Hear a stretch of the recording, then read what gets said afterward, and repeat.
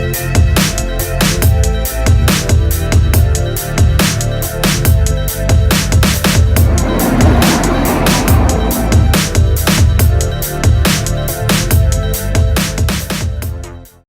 going on, everybody? Welcome back to another episode of The Thrill Life here on Coasters and Things YouTube channel. Today, we are joined by Owen and Austin from Park Hoppers Radio. So how you guys doing? Great. We're doing good. Yeah, excited to have both of you on. We've been talking about having you guys on for a couple weeks now. Glad we could finally get it scheduled and find a time we were all available to do it. So today, instead of our normal 5 topics, we are going to have just a general discussion, 2022 year in review. So Jason, we're going to start with you today since it is your YouTube channel. Good deal. I'm just going to ask like general questions about like just the entire season and just, everything that you did this year. So what was your favorite park visit of all the parks you got to go to? Well, why don't you give the viewers a little background on what you did this summer? Okay, so for those of you who don't know, I interned up at Hershey Park this summer. For 3 months. So I was up in Pennsylvania all summer long, where my home is Tennessee. So I got to visit a ton of new parks, 16 new parks this year, to be honest. To be exact, 21 parks in total, 16 new, 5 repeats. Wow. Yeah, you had a hell of a summer, dude, and glad we got to hang out a couple times. We'll get into all that. But of all the parks you got to go to, which park was your favorite? I'm not going to say Dollywood because I'm biased towards Dollywood, but of all the parks I got to go to, just parks period, Hershey Park was my favorite. Now, my favorite park visit that I had this year was when I met up with you at Six Flags Great Adventure for my first time. That was my favorite park visit of the year. Oh, awesome. Yeah, and I got the El Toro shirt on today. They're doing a lot of shirt. You do? Yes. I do too. Mine's oversized though. Yeah, because I remember we checked the gift shop for you and they didn't have your size. Yeah. Apparently they're doing a lot of retracking to El Toro right now. The thing is, will New Jersey actually allow it to reopen? I guess we're going to have to wait and see, but it's nice to see that Great Adventures at least taking the initiative to try and get it back open. Yeah. And hopefully, if it does reopen, assuming it does, hopefully it'll run like it did back in 2006, because I heard amazing things from the people that rode it in 2006. Mm-hmm.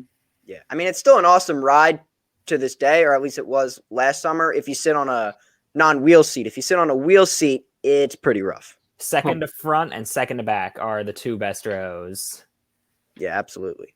All right. Owen, we'll go with you. My favorite was probably our last trip of the year to when we went to like Orlando, me and Austin, for a week. We went to Islands of Adventure, awesome. Disney, Busch Gardens, Seaworld, all those parks. Everything. It was a busy week. It was a busy week. Yeah. And our car died every time. We had to jump start our car like 15 times. Oh my God. So never get a car rental. Just don't do it. Yeah. Favorite roller coaster you guys rode on that trip? Oh, geez. I already know your answer. It's got to be Hagrid's. Wow. Really? I thought you were going to say Iron Gwazi.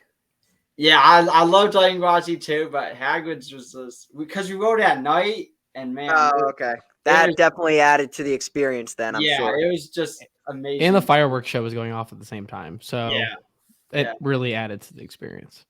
That's pretty awesome. Yeah, you look across all, even just any roller coasters in the world. In terms of theming and just like overall experience, I don't know many coasters that come close to Hagrid's. Yeah. I know a few that come close, but I have my select like 10 rides that are legit perfect. So I'll talk about those later. You can mention them now if you want while we're on the topic. Well, one of them here, let me just give an honorable mention. Oh man. Oh no. So shout out to Heartline Halls. She made this. So this is Mystic Timbers. This is Can you bring it a little closer to the camera? I want to see. Oh yeah. So that's pretty cool. Yeah, so she makes these. So if you guys want to, this is not a sponsored ad, but I just love her artwork. So if you guys want to buy, there's like $5. Like this is $5. That's it. Good deal. So do it. Yeah, Mystic Timbers is personally like a perfect ride for me. I don't consider Iron Gwazi a perfect ride. Like Hagrid's is a perfect ride. Velocicoaster is a perfect ride. But we want to transition with the podcast also to like YouTube stuff too. But I want to do a video on like top 10 perfect rides. But no, like Hagrid's is honestly a perfect combination of thrills, theming, family aspect, and just overall elements. I think it's a perfect ride, 10 out of 10. So Hagrid's looks like it could be the best family coaster in the world, period. I think it's the best family coaster. I'd probably agree with that. Yeah. Yeah. I mean, there's rides that are coming out that are coming close to it. Like there's I don't know if you guys saw, but there's one that's going to be Uncharted themed over in PortAventura. Yeah, PortAventura. So that one's gonna be cool. It just depends on how they turn it off. I mean, or how they get it going. We talked about that on the last episode with Airtime Thrills and Nathaniel. Yep. Nice. Yep. Yeah, it was a good episode. I watched it. So. Oh, appreciate that. Yeah. Thank you. All right. Next question here. So, if there were any new credits that you got this year, of all the credits that you got, if there was a coaster that you went on that you didn't expect to like, but you ended up liking it, what was it? Let's hear from you first, Jason. Jeez. Oh, man. You mean just like didn't expect to like it all, or didn't expect to like as much as you ended up liking it? Yeah, we can go with that. Didn't expect to like it as much as I ended up liking it. I know one right off the bat. Superman Ride of Steel at Six Flags America. That ride is so good. It is so underrated. Everything you told me about that ride, Nick, was right. Yeah, it's. I personally, and it's been a couple years since I went to Six Flags America, New England as well, but like based off my ride experiences, I actually like Ride of Steel more than Superman the Ride at New England, which may sound like a little crazy because the one at New England has a much better layout, but in terms of airtime and just my overall experience, yeah, I prefer the one at America. I'm just not a fan of the restraints on Superman at New England. I think they're top 3 for like worst restraints in terms of like coasters that I've been on. They really take away from the airtime, I think. Yeah. Dang it. What was I going to say though? I lost my I lost my train of thought for a second. Yeah, no worries. While you're thinking of that, we'll hear from Owen. My most surprising is probably Manta at SeaWorld Orlando, because that was my first flying coaster, and that was just like just a surreal experience. It felt like I was flying. I mean, it was so smooth. The foliage like around the ride was so cool. The water coming up and shoot. It was just so cool. Was it your first flying coaster that you went on? Yeah. Oh, then there you go. Now I understand why it was like so cool for you. Yeah. Now I remember what I was going to say, Nick, real quick. Okay. I was going to say that Superman Ride of Steel, it's literally my number 26. It just barely missed my top 25 by 1 spot. Wow. Okay.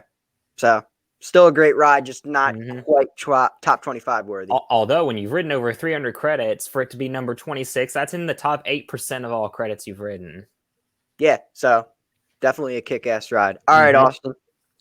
I would say my number 1 coaster. Everybody knows this, and it's a very heated, and nobody thinks it's the best. But personally, I know 3 people that it's their number 1. Twisted Timbers is my number 1 most surprising credit of the year. I will defend this ride until I die. I love this ride. It's perfect. The pacing is perfect. The pacing is way better than Steel Vengeance. And I didn't expect this ride to be even in my top 3 or 4 RMCs that I've rode. But personally, no left turns. I love this ride. But no, most surprising, I really got on the ride. I'm like, oh, it's like, it was like 110 feet tall. I don't know how tall it is. 111. 100. Yeah. So yeah, it's like 111 feet. I'm like, oh, barrel drop, whatever. Yeah.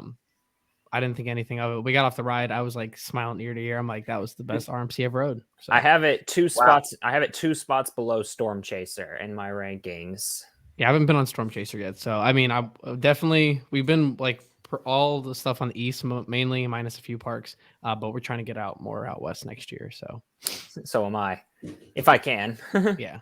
Yeah, so I think I didn't ride many new coasters this year because this year I ended up going to pretty much the same parks this summer as I did the summer prior, which I mean, I have no regrets. Like to go to Cedar Point in 2 back-to-back years as someone from New Jersey, I mean, I'd say that's pretty awesome because it's not like it's only 2 hours away. Like it's a trip to actually get out there. Mm-hmm. So overall, looking across the board of new credits I got this year, I think Sandy's Blasting Bronco was actually a lot better than I was expecting. Yeah, I knew you were to say that. Yeah, I mean, I had heard from people that it was like really, really rough. And I'm not going to say it's like this really smooth ride. It does have a vibration, but the launch was way more powerful than I thought it was going to be. It was cool to finally ride a coaster with a turntable. I don't know of many coasters in the US that even have one of those. There's very few. Yeah. It might be the only one. Actually, no, there's like 2 other ones, I think, right? Not Manta. Journey to Atlantis at SeaWorld San Antonio has 2 of them.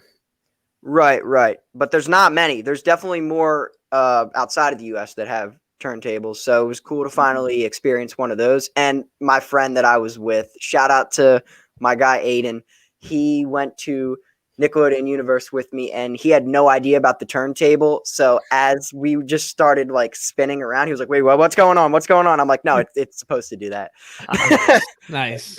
So, yeah, I'm going to go Sandy's Blasting Bronco. It's actually my favorite ride at Nickelodeon Universe. Shellraiser is just like so rough. The layout is so good. Like I wish if it was this like smooth ride and like you didn't actually have to like brace yourself for like each inversion, because like I was literally trying to keep my head forward the whole ride. It like took away from me actually like enjoying the ride. Mhm. So yeah, Sandy's Blasting Bronco. I'm surprised you didn't go back to Knoebels again, to be honest. Yeah, I mean there were talks. I'd like to get back there this summer, and I think this summer I will be able to get back to Knoebels. So I'm yeah. I'm surprised you picked Dorney to go back to over Knoebels. Well, you know I love Dorney more than the average person. So all right, next question. Of all of the new parks you got to go to this year, which was nicer in terms of atmosphere than you were expecting? Jason, go ahead. Oh my goodness. I'm going to have to look back at my park count real fast. Which was nicer than you expected? Yeah, I mean, you know, every park has a different reputation. So, like, I know there's some parks that people are like, oh, it's so trash and it's like a shithole. And then there's other people. Well, I mean, that's well, just all Six Flags parks. But, I mean, come on. Well, yeah, but there's one that came to mind right away that was nicer than I was expecting it to be. Kennywood. Okay. That park gets I give it that. Yeah, I give it that. That park gets such a bad rap. And yeah, Well, the operations for the dispatches on the coasters aren't good, but the park itself, atmosphere wise, is good. Okay. I agree with that. Yeah. All right. Owen? Geez, this is hard. I'll say King's Dominion was pretty nice. I really liked King's Dominion a lot. The atmosphere nice. there was nice. There wasn't a lot of people there, and it was just like chill. And, Yeah, I mean, minus the park was only open for 5 hours on opening weekend, Yeah, which is not acceptable in my opinion. But just 5 hours. It was literally open from 12 to 5, and I'm like, and we rode. What did we ride? We rode Twisted Timbers. We rode Twisted Timbers once. We waited an hour because we were one of the first riders on Tomboli. We got our pin and everything, so it was cool riding that for like the first probably the first 1,000 riders. Twice. Yeah, I mean it was okay. It's just like then Dominator's line was the longest. It was like 45 minutes. I mean that's typical for Dominator. But it was just weird on opening weekend. I mean, like the weather wasn't good, and I don't know. We went to Carowinds the day before, and they were open for like 6 or 7 hours, or actually 8 hours. Oh, for real? Yeah. But for me, I don't know. I would say King's Dominion too. I wasn't expecting it. I mean, I don't know. I'm used to the nice hospitality of Kings Island. So its sister park did it well, but Kings Island is still number one for park atmosphere. Yeah, I'll Cool. say King's Dominion is definitely inferior to King's Island. I'll say that. Uh-huh. Yeah, Kings Island, absolutely. I could rave for an hour on how good their service was this year and how good it always is. But their 50th anniversary, their Winterfest we went to last week, absolutely amazing. That Kings Island might be the most well-rounded park in America. Yeah, and then after they get their RMC, I can definitely see that. I haven't been there, but I can see that. In terms of rides and atmosphere and how the park is ran. Yeah, it's amazing. I give them full credit. They're my opinion, I like them over Cedar Point. I'd rather drive 3 hours in an hour because we live an hour away from Cedar Point, 3 hours from Kings Island. I'd rather drive 3 hours to Kings Island. Yeah, and Kings Island's actually my dad's favorite park. Nice. That's pretty cool. Yeah. All right. Next question. I'm torn between two here, but I think I'm going to go with this one.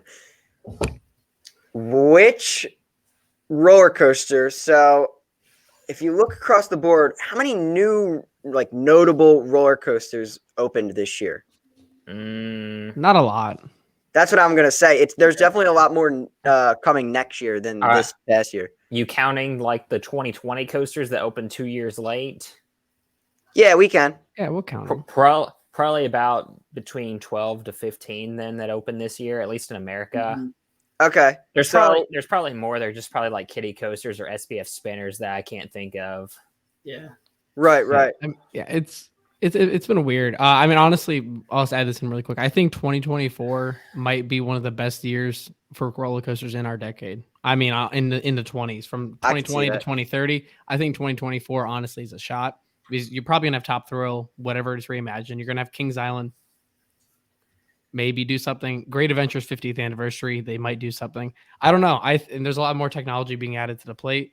I think 2024 could be honestly one of the best years of this decade. Yeah, I want Great Adventure to get a dueling launch coaster, but I don't they know won't spend how money. likely Come that on. is. Yeah.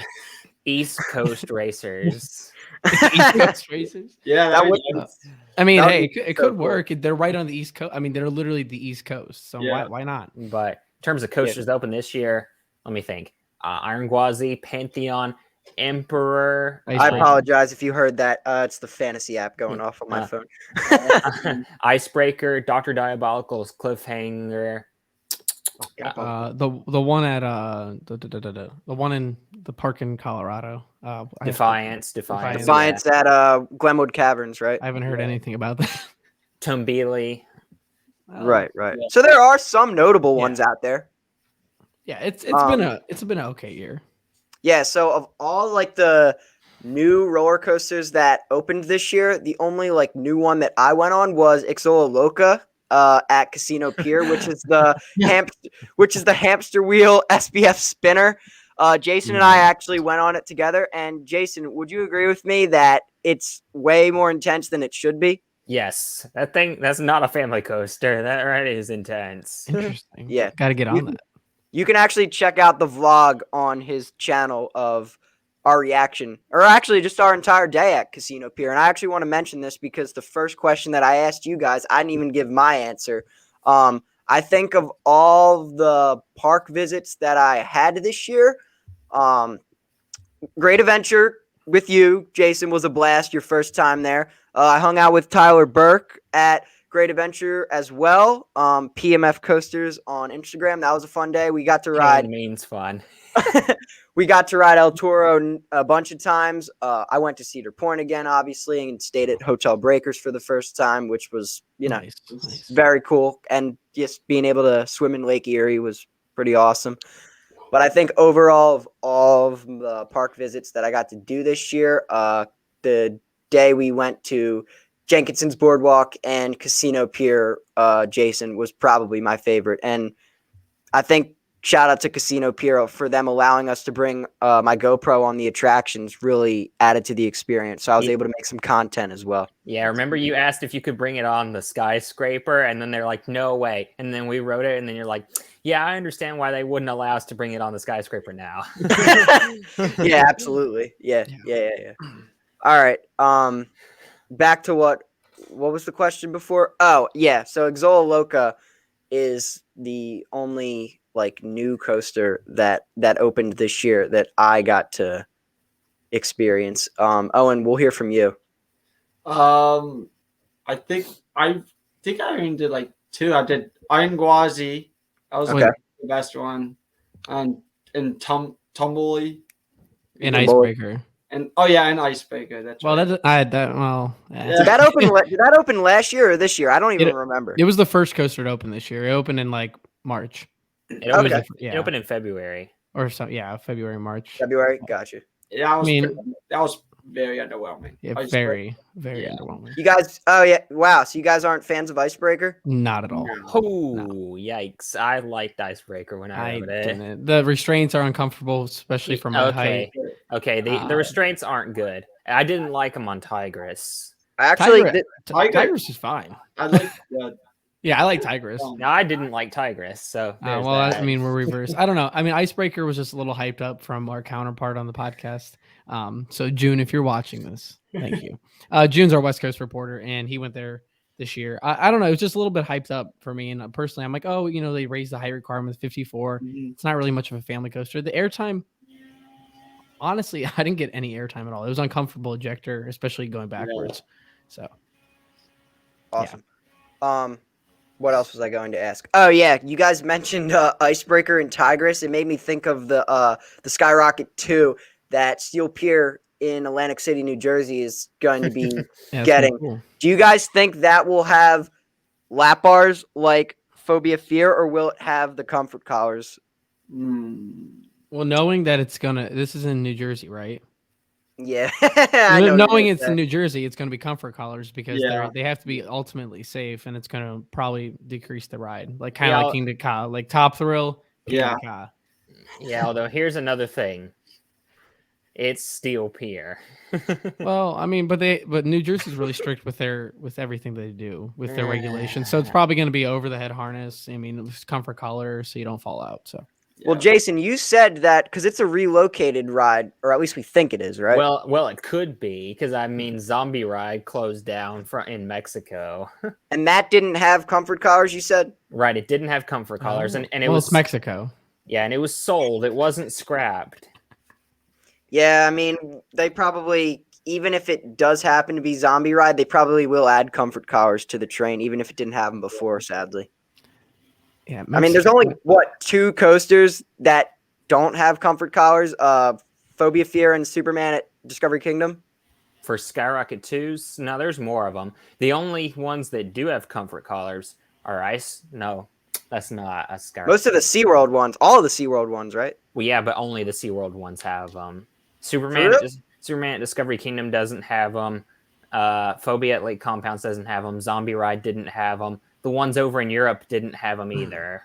Sky Scream, does that have them? Sky Scream doesn't have them. Okay. There was one more. I think it was at Lennon Maki or wherever it was, or was it Sarkanemi? I think it was either Sarkanemi or Lennon Maki that had a Skyrocket 2 without comfort collars. Gotcha. All right, so now here's a bit of a, guess, kind of random question, but I figured I'd throw it in here. So, some coaster enthusiasts will drive 8 hours and back in one day to a theme park and absolutely, lose their mind after walking around a park all day and make the drive there and back instead of, just paying $100 to stay at a hotel, which I don't understand why anyone wouldn't do that. But for those of you out there, let us know in the comments below, and you 3 right here. There was a hotel that you stayed at this year. What did you like?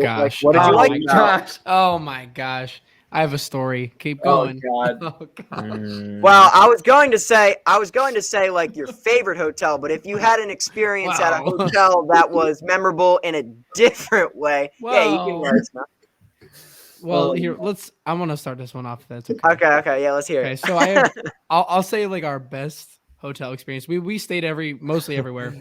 Like we stayed in Virginia, we stayed in Pittsburgh, whatever. I mean, we did all these things. Yeah, I mean, you can get 2 days for one if you just wake up and you're there the next morning. I don't see why anyone wouldn't stay. Yeah. So we went to Carowinds pass holder preview night, and then we went to Virginia the next day, and we got done at the park. And me and Owen we are over 21 years old. I just want to foremention that before anybody. If you're under 21, don't drink. Okay. We go get some Mexican food. We go back. I am. You're under 21? Yeah. I figured both you guys were under 21. I am 21. Oh, you're actually. 21. Okay.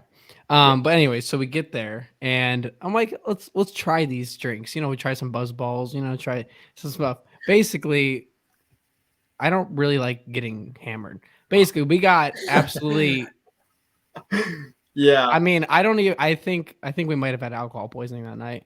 It was Owen ran across the street, 4 lanes of traffic to get more drinks. Then he came back, and then this Oh guy my comes to fix goodness. like we're in a motel too. Our fire alarm was like dead, so we had someone come and change it. Let me ask. This was a motel. Was this like a Red Roof Inn or a Motel 6? I gotta know. Yeah, it was a Motel 6. Yeah, Yeah, it sounds about right. and he didn't fix the fire alarm. He took his shoes off, like bare feet, like dogs out and everything. He doesn't fix it. He goes, "Oh, I can't fix it." And he sets it down and leaves. I mean, that was probably our most like memorable, but the best experience was at Orange Lake in Orlando, which we had a whole resort to ourselves, which was pretty expensive, but we were there for 7 days. We had all exclusive. Like we got free food, we got a lot of free drinks because we went through this like hour tour. But then they have it was Owen's first time. I've been there like 20 times, but Owen, talk about Orange Lake. And where is this? Where is this exactly? Is it near like Universal? I've never heard of it actually. Orange Lake. So if you go on the top, so they have like all these like small like like family units, and then you can go on the high rise inside of Orange Lake. If you're on top of the high rise, literally 2 miles over, you can see Animal Kingdom. So it's literally right next to Disney World, but it's not a Disney property, so it's better to stay there. So, but it was Owen's first time, and probably saved some. Even though it was an expensive resort, you probably saved some money from not being on Disney property. Yeah, boycott definitely. Disney. Kidding. Owen, I want to own. It was Owen's first time. I want him to. I mean, yeah, it was an amazing resort. There was 3 different pools. I mean, like one of our pools had like a lazy river. We were just a mile long. Yeah, mile long. Hammocks and everything. We had like a night golf course like right by our apartment, so we would just sit on the porch and like watch people golf at night. Yeah, it was good. We were just chilling. I mean, it was a good time. We were bantering with these golfers because some of them like honestly were the worst golfers I've ever seen in my life. And we're sitting there just we're watching the Indian or the Guardians where they beat the Yankees on a walk-off. So shout out to the boys. Smoking a cigar, watching this guy hit like 8 balls at one time. I'm like, dude, you just pick up the ball and leave. Like you're not good. Just go. Two words. My response to that. 2 words. Go Braves. I'm a Braves fan. Thank you. I'm a Braves fan. Yes. Yeah. Yes. Okay. Because Owen's a big Guardians fan, but like since my Braves got kicked out from the Phillies, I'm like, well, support the Guardians. So it's okay. I'm from New Jersey, about 20 minutes outside of Philadelphia, so I'd call myself a Phillies fan. Yeah. Dancing on my own. Yeah. No, bro, I swear that dude. What's his name? Like Caleb Scott. Yeah. If he has to like thank the Phillies for his song becoming a hit. Like nobody would have even cared about that song if it wasn't for the Phillies. Yeah, it's I love it. But anyways, that was our memorable experience. Jason or Nick, whatever you guys, go ahead. It's your guys' podcast, so. Yeah, no, that was cool to hear. It's a fun one. Both stories. For me, memorable experience it would honestly probably be that motel that I stayed at in Seaside Heights. Remember me and you? We parked at it in my car and we walked at it, and we both were like, "Oh, this looks sketchy as crap from the outside." Yeah, not a good feeling when we pulled up. I'll give you that. But when we walked inside and noticed how nice it was, we were like, "Oh, okay." Don't judge it from the outside, just from the outside, then, because it was actually really nice on the inside, even though it looks sketchy as crap from the outside. Yeah, it was a good like standard room for a night. It was perfect for you. You were just there to sleep because you woke up the next morning and went right to Great Adventure. So yep. Mm-hmm. Yeah. My favorite hotel experience this year is probably going to be, I'd probably go Hotel Breakers. And I mentioned this. Yeah. I was hoping you'd say that. It's a good one. I stayed, there's a couple like hotels that I stayed at that I actually really enjoyed this year. Another one is the Eden Resort in Lancaster, Pennsylvania. It's just like a, generic like resort hotel. They have a couple restaurants. They have well, it's really like for weddings, I guess you could say, because they have like a whole atrium and there was people can have weddings there. But they have like a really nice outdoor pool, as you can see on the screen right here if you're watching on YouTube. They have shuffleboard, a bunch of pool tables, basketball, playground. So that's what I was going to mention. I love playing basketball, just pick up in Nice. general. Love So that. there was like a group of probably guys in like the 20s playing, and my family was just like sitting by the pool, and I was like, I'm gonna go play basketball. So I ended up playing basketball with these guys for like the whole day. I barely even went in the pool, so that was fun. That was a Love cool it. experience. But I had stayed there before, like years prior, like a couple of years beforehand. So I'd probably still go with Hotel Breakers. And I mentioned this in another episode on this podcast. Jason, what do you think I'm about to say about Hotel Breakers, or just about Cedar Point in general in terms of clientele? That the clientele is not good. Well, they're all from No. Michigan. That's why. No, the bugs. Oh, my bad. Yeah, the Oh, my bad. bugs. Yeah, the bugs are bugs, everywhere yeah. at Cedar Point. I went to Cedar Point for the first time ever, 2021. So, like I said earlier, I went back-to-back years, which was pretty cool. And the only reason why that ended up happening is because we had a wedding to go to. I don't know if I actually would have gone back this summer if it wasn't for that. So, thank you for getting married. So you could go get more rides on Maverick. Jason, you got married? No. Wait, what? Who got married? No, family I friends. was like, Family friends. I was like, geez. But I went No. to Cedar Point in 2021, and I didn't stay at Hotel Breakers that time. And that was in August. And I don't even remember them. I don't even remember anything with bugs. But then when I went this past summer in 2022, it was in June, right when I got out of school.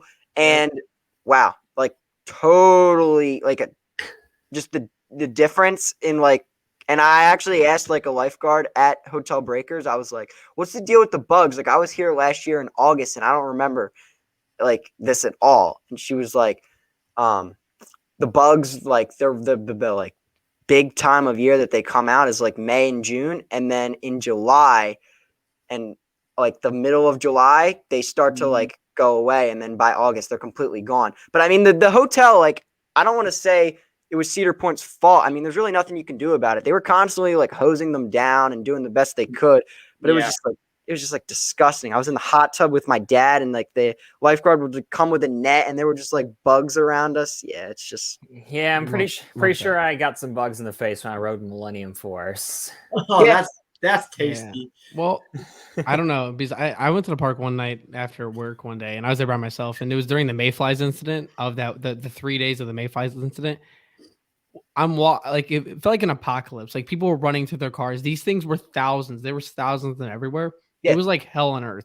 And you're running through the parking lot to get your car. They're coming in your face, but you can feel the crunch of every time you step down. Yeah, like when you drag it's your pretty car nasty.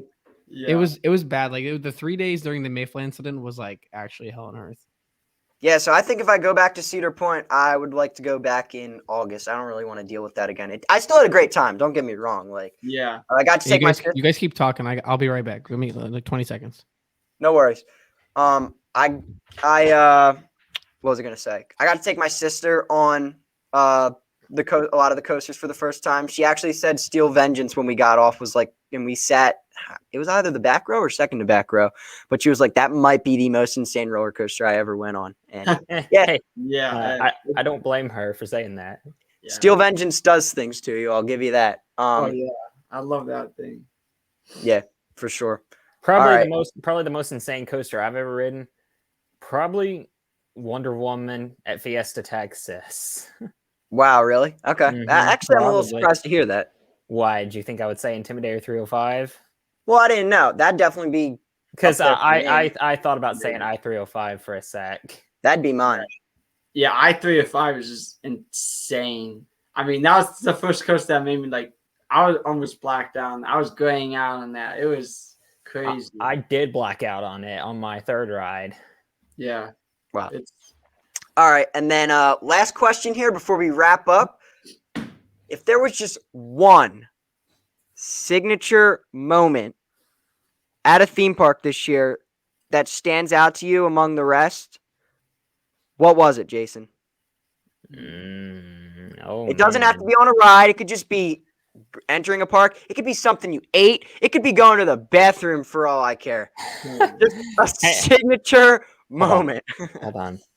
Hmm. One signature moment from this year. Yep. Probably getting my 100th ride on Lightning Rod. Oh. Okay. Nice. It was after I got back from Hershey. Okay. Okay. Yeah, August 27th. I keep track of all my theme park visits every year in my notes. Were you with your friend Tyler that time? Yes. Yep. I thought so, yeah.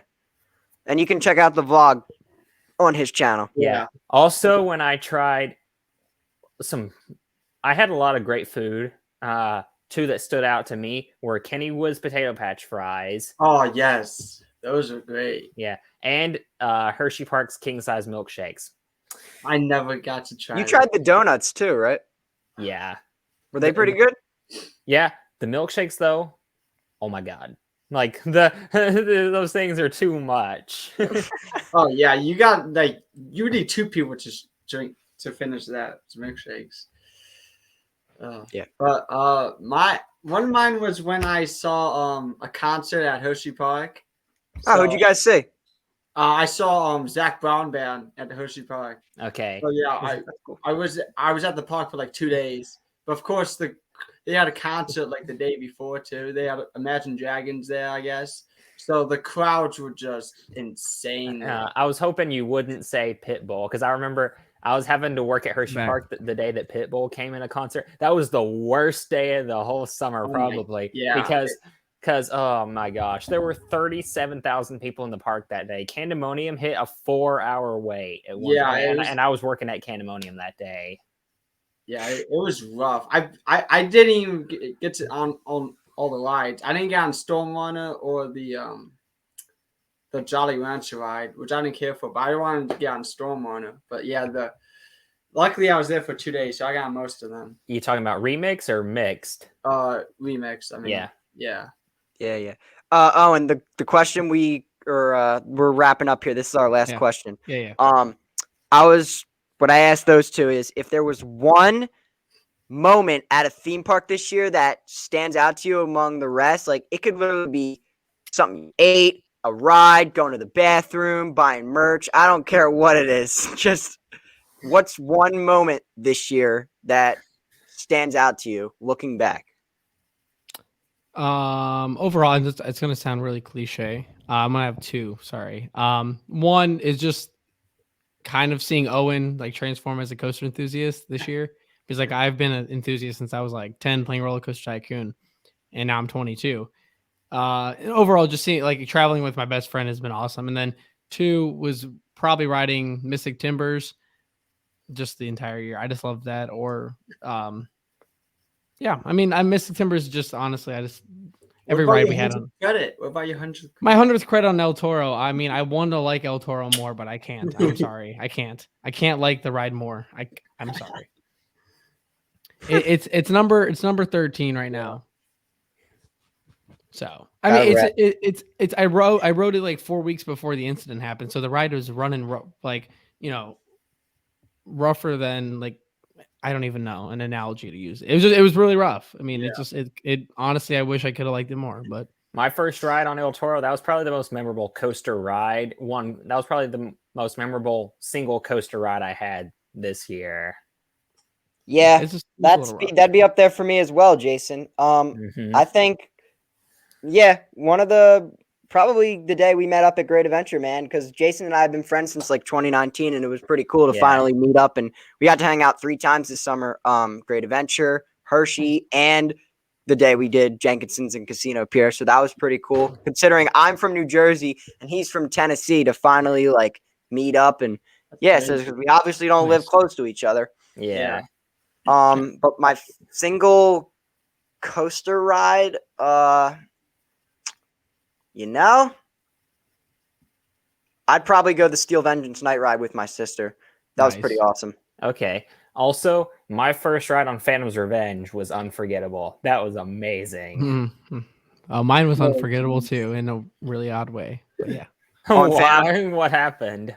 Okay, so like we go to Kennywood, like probably it was like opening weekend, Owen, right? Yeah, You something go like opening that. weekend, you know, they're running one train per everything, but I was not feeling the best in the morning when we left. I'm like, I'm not really feeling that good. Get on Steel Vengeance or Steel Phantom, or Phantom. Phantom. I can't talk right now. Steel You Phantom. said Steel Vengeance before this, Yeah. and then okay, whatever. Phantom's Revenge. I knew that there was going to be ejector airtime. I understood that. I knew it was going to be a lot. We got back row, but little did I know that I had COVID at the time, Ooh. and Oh. I felt every moment of my internal being being lifted up and pulling back down. It was hell. It was on. I need a re-ride to get. Yeah. I don't know, because right now it's number 44 out of 130. 44. It's my number 14. Well, because it's just the ride. I only got one ride on it because the operations were so bad that day. So I mean, it is. I mean, it will definitely move up. I could see it in the top 20, but I just need a re-ride. Like kind of like Magnum. Magnum started out like number. It was literally the bottom of my list this year, and now Magnum is where we at. No. Shut up, Owen. No. Magnum is in my top 20. Just Wait, because Owen, do you like Magnum? 24. No, I don't like Magnum. You It's number don't? 24. Good. Yeah. I don't like Magnum. 3 against 1. Yes, Three sir. against- 3 strikes, you're out, Well, Austin. Magnum Yeah. almost killed me last time I rode it. Yeah, Owen, I have the picture, and I said I'm gonna play it at his wedding one day when he gets married. I think his soul left his body that day. Yeah. Mhm. It was Really done. quick question I want to ask you guys. I know I'll flip it back on you really quick. Ooh. Yeah, sure. Since I have this here and it's my prized possession, what are you guys' predictions for Top Thrill Dragster? Really quick. We've talked about this. I want to say in every episode, at least since the second. I know. episode. I know you have, but I just wanted to just ask you guys really quick. Like, Hold on one quick sec. fire. Oh gosh. Uh-oh. Oh gosh.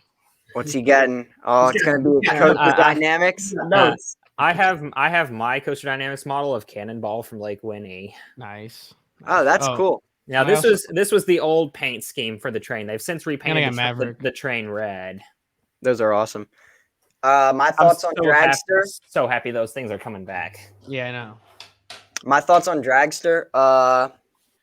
It's crazy It's tough. that there's just so many rumors swirling around. Like, I don't know. And then when they announced Reimagined, like, I really could see it going either way. I could see it being done for, but I could also see Zamperla coming in and redoing it and adding LSMs. Also, shout out to Zamperla, all these new attractions that they're building. Yeah, for it's sure. crazy. They're like, Yeah.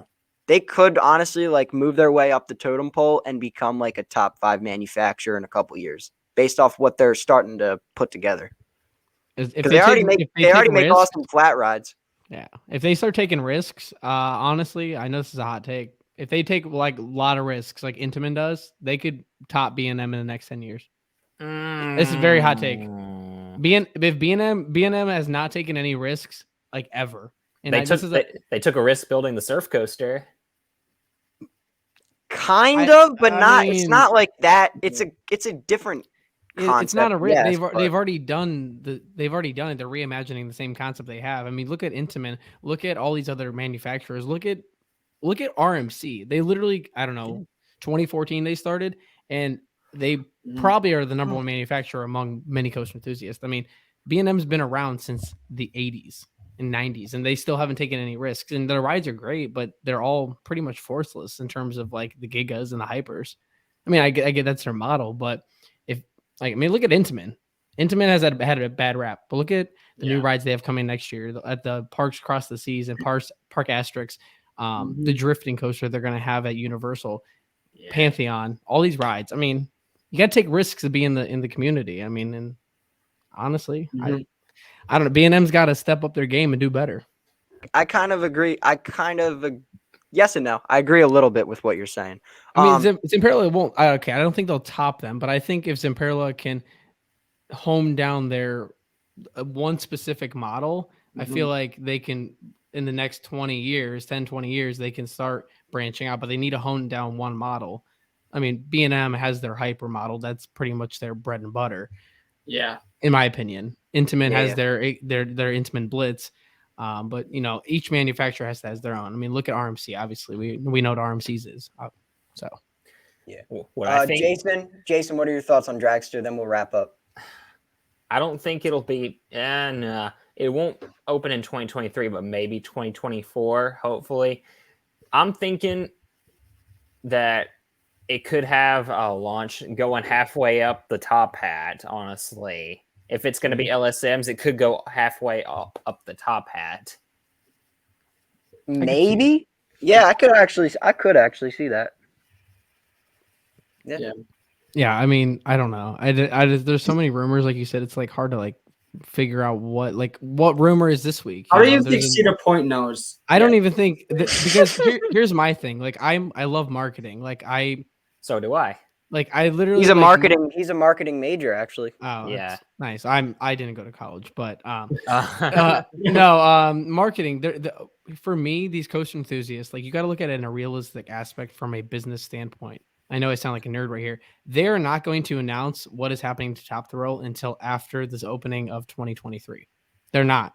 They can't take the hype away from the Wild Mouse and the Pavilion, because then if they talk about 2024, no one's going to care about 2023. No one's going to come to the park. Yeah, Dragster is going to overshadow a Wild Mouse any day, as it should.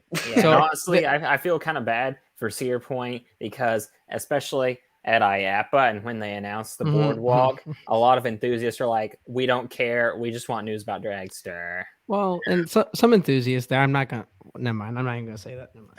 Never mind. They just got to get their interviews in. That's all I got to say. Yeah. I feel bad because that's so true, though.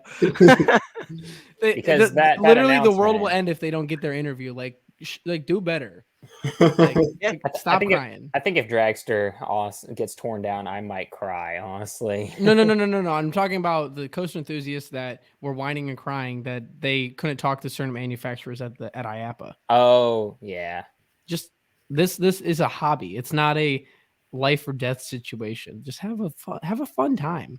Yeah, I've been around the roller coaster theme park community for a number of years now, and I've seen it all. I've been through it all, and I can say now that I like the people that I talk to, and I'm happy with the people over the last 2 years. I am happy with the people I talk to now and those that I surround myself with compared to the past. So you just got to, that goes with anything. You just got to surround yourself with the right people. That's why I only got Owen as my best friend. That's all I got. So you don't need anybody else. Well, one friend is better than 16 sometimes. Exactly. One true friend is better than 16 fair weather friends. Yeah. Hey, I'm a Christian, so I'm gonna insert this really quick. Look, Jesus only had 12 followers. You don't need to have 1 million. He only had 12, and that's all you need. So listen, he had 12, one abandoned him, and everybody left him at the cross, and he still died for all of us. So that's where I'm gonna insert my Christian stuff in the podcast today. Jason's one of my best friends. Owen's one of yours. So there we go. Now we're all friends. That's all you need sometimes. I really only talk to about 4 or 5 enthusiasts on a regular basis. Same. Now, yeah, probably. I mean, I'm in a few group chats, but I wouldn't even consider half of them my friends. I don't even know some of them. They're just in there. Yeah. Oh, Owen knows. I'm just gonna add this. I know you guys want to end really quick. I can't stand group chats anymore. Yeah, they can be toxic. I'll give you that. After the first day, it's going on mute because personally, I'm busy outside of Instagram. I love doing my photography and doing TikToks and the podcast, but I got a life outside of this. Some people, Cedar Point, this is their life. Some people, this is their life. Mm-hmm. Well, yeah. Let's wrap up this episode. It was great having you guys on. Where can we check you out? Well, actually, you can see on the screen right there. Yeah. check us out. We're on TikTok, same name, Instagram, Spotify. Come listen to us. Thank you guys for having us on. And also I do my theme park photography on the page too. So check that out. Awesome. All right, Jason, wrap us up, dude. Yeah. So thank you guys so much for watching. Thank you to both members of Park Hoppers Radio for joining us today. The next episode will be the last of the series. Yeah. As of right now, the plan is to have Tyler Burke and Ethan from Boiler Coasters on with us for our last episode. So stay tuned for that. All right, the last episode will probably have to wait an extra week until I get back home from Italy. Right. Yeah. Hope you have a great time, man, and hope you get to go to how do you say it? Cincinnati World? Cinecittà World, but I'm I not can't sure. say it. I still don't know yet. But Well, if you don't, you don't. Have a great time regardless. yeah. Anyways, thank you all so much for watching. Please like, comment, and subscribe. And this is Coasters and Things, Beyond the Thrills, and Park Hoppers Radio, signing out.